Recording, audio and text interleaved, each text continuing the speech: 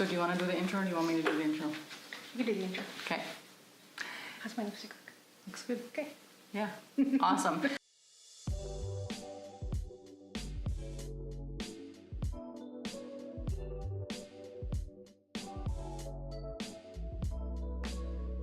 Hey guys, so welcome back to The Legacy. Today, Aretha and I thought it would be a really good idea to talk about a topic which is very near and dear to us. And I'm being dramatic when I say motherless women, but I mean, you know, it kind of captures what it is that we're talking about. And so, you know, a lot of the conversations that Aretha and I have are around the idea that, you know, we are, you know, not as young as we used to be.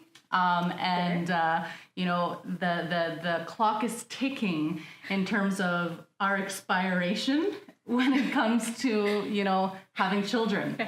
It's like that ticking time bomb. You got like 5 minutes left and you're like, ah! I know, it's like, but in our case, it's 5 years. And it's still as scary as it was when we were young. Mm-hmm. And, you know, so let's just jump right into this. Okay.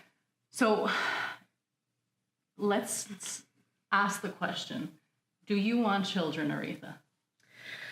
Oh, God. It's so hard. And my mind changes all the time. I know. Okay, so I always envisioned, even as a child, that I would be a mother, I would be married, I would have all these things, I would have a career, I would be living a life, I'd be taking care of a family. Like I always envisioned that as a child. And then as I got older, it just seemed like I just became more and more comfortable with the idea of not having it. And it's not because I don't want these things. It's just the timing in my life and just circumstances in my life just always never made that an option. Right. So, I mean, you know, being younger, again, mm-hmm. like kind of, you know, when, you know, we first start having sex and it's that whole thing and, yeah. you know, everyone's kind of like, well, I don't want to have sex because I want to get pregnant or I don't. And then yeah. we have a lot of friends who got pregnant mm-hmm. and now they're, you know, older and the children are older and it kind of seems like, shit, maybe I should have done that, you know? And because it's like now the energy and the like level of like exhaustion I feel now, it's like, how would I be like if I had children now, you know? Yeah, exactly. Like, so yeah, I had a close friend growing up who was pregnant with her second child when we graduated high school. Like it was definitely interesting, and it was something I didn't see for myself. And as a teenager and as a sexually active teenager, I did have pregnancy scares. Sorry, Mom. Sorry. Well, my mom knew. And I did have a pregnancy scare. And I scared because I was way too young. I knew it. I mean, even in that point, I'm very pro-choice. I think it's a personal decision between you and whatever you want to do. And so even then, like when the option was presented to me, like to not have a child, like if I was pregnant, like I was like all these things ran through my mind. Like I wanted to do all these things. And I didn't think it was going to be a good choice. But then again, like I personally didn't think I could go through with it either.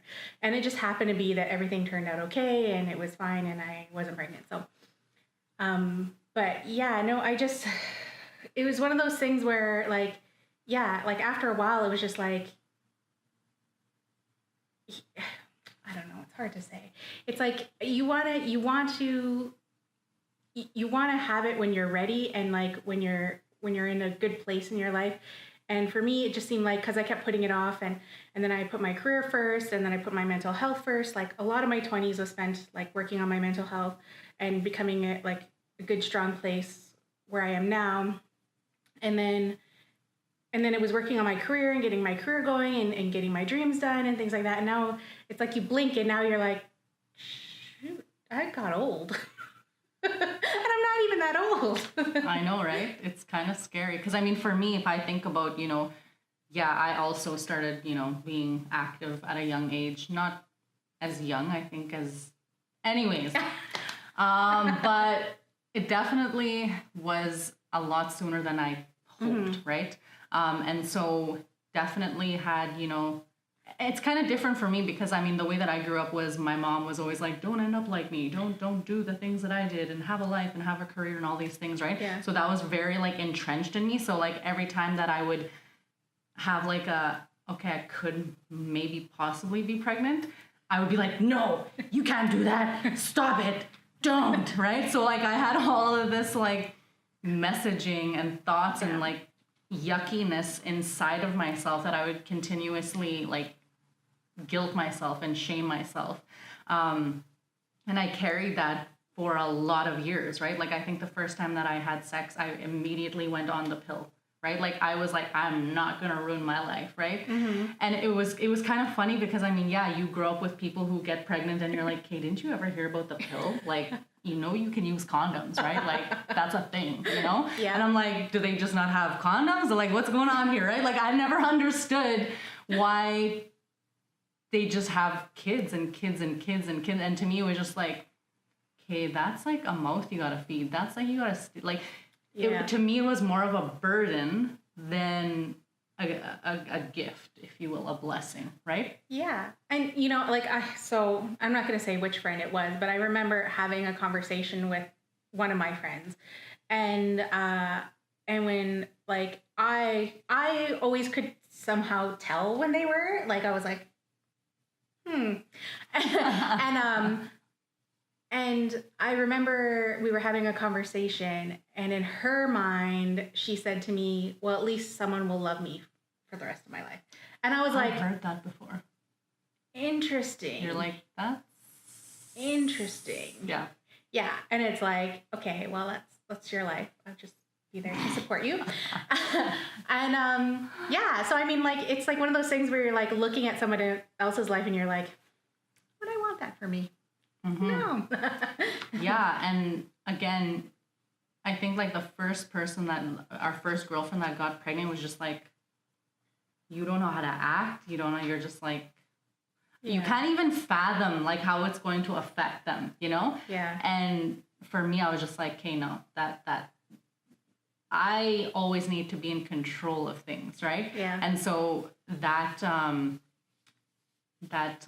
lack of control that would give me just would make me spiral. And just like the whole like not wanting to be a stereotype, because of course we're Indigenous women. Yes. And I was like, I don't want to be that woman that's walking across the street pushing a stroller. Like just the connotations of it all. Like, where's your baby daddy, girl? You know, like it's just so many things. It is. And you know, it's like, it's funny too, because like, I mean, if you like, I know, so I've been on dates before, and like I had mentioned this before one time to a couple people about how like I had like one of the weirdest dates ever, and this person who I went on a date with started asking me like, oh, you know, like, why do you join the site, you know, those kind of questions and stuff. And so I was like, oh yeah, you know, I just decided to date because I do date. I just, you know, sometimes take breaks after situations like this where I'm like, screw that, I'm being single for the rest of my life. And he confessed to me that his friends told him to go on the site and date Native girls because they're easy. Wow. And I was like, no. I was like, mother. I'm like, you ain't even getting a kiss from me. You ain't even touching me. Like, I'm gonna show you how not easy I am. And I was just like, who says that? See, well, and the interesting part of that is, for all of you who don't know, I am married technically right now and going through a separation. And so when him and I started dating, that was the same thing. He was like, oh, when I came to Canada, you know, all of the guys were like, oh, stay away from the Native girls. Like, no, they're bad news. What they're going to do is they're going to trap you. They're going to get pregnant by you. And then you're going to have to pay for them for the rest of their lives. And I'm just like, what? I'm like, really? Like, this is happening behind closed doors? Like, show me these people, you know? Because I'm just like, give me their names and their addresses. Yes. And then it just makes you feel like I have to like put up this front, and I have to have these thoughts in my mind about like these people thinking these things about me. And it's like, okay, I'm not only am I like guilting and shaming myself, I have all this other stuff that's like outside. It's just like, wow, you know? Yeah, and I mean it definitely is, and I think it's hard. It's hard when you have all these perceptions, and I know it's like like you shouldn't really pay attention to what people think about you as none of your concern, but at the same time, it is because we just had a report that was released this week on missing and murdered Indigenous women. We're highly over sexualized. We're missing at a higher rate. We already are a low population in the first place. And like, like these are things you have to consider. Like when I going out on a date, like everyone knows, like everyone in my family knows, they know where I'm going. They know what time I'm roughly going to be back. I give them as much information about these people because I don't know. And like, like in my life, I've had experiences where, I've had experiences with missing and murdered Indigenous women, like just the situation in general. And so I've grown up to be very cautious and scared and just very aware that I'm more likely to go missing if I just went on a harmless date with someone. Mm-hmm. Yeah, it's interesting for me because I mean, not only was I like, I'm not gonna have babies, but I also, because of I had sexual trauma growing up. I think a lot of people have that, and I feel like because of those things, I, instead of being like, I was like, what you gonna do, right? Like I went the opposite, and I was very masculine, toxic masculinity, and unhealthy for sure.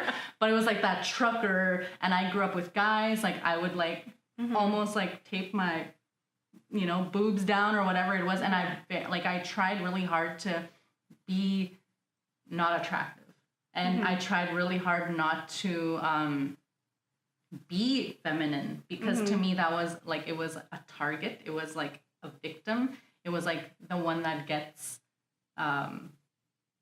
raped or whatever it was. Like I always needed to be on the superior side of things in order for me to have that sense of control, right?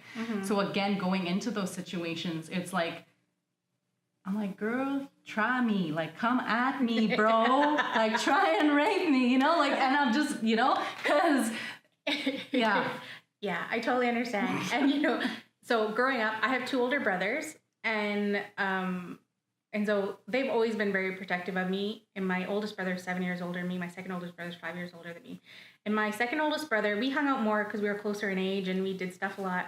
And he always did like karate and like fighting and stuff. And so he would actually teach me to fight because he was like, I can't be around to protect you all the time. You need to protect yourself.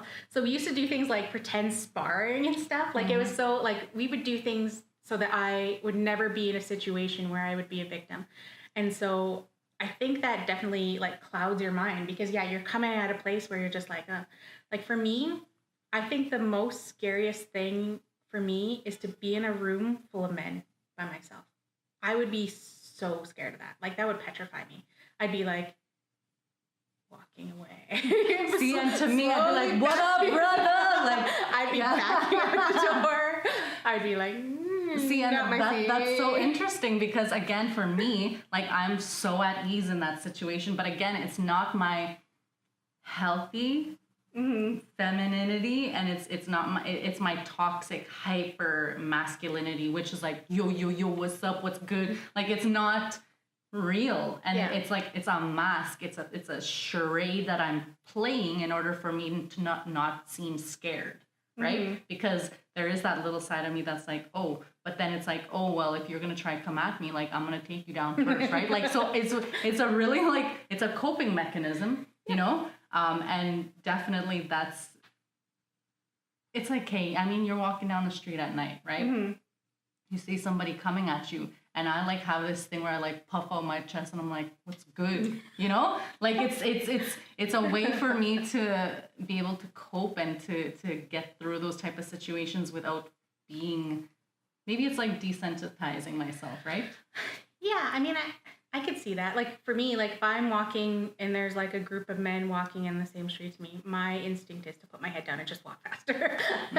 And so for me, like, I don't know, it's just awkward. And I think that's where things like knowing yourself and knowing that like there is some sort of like trauma and things that you've kind of gone through that have kind of led up to this moment, because it's pretty scary.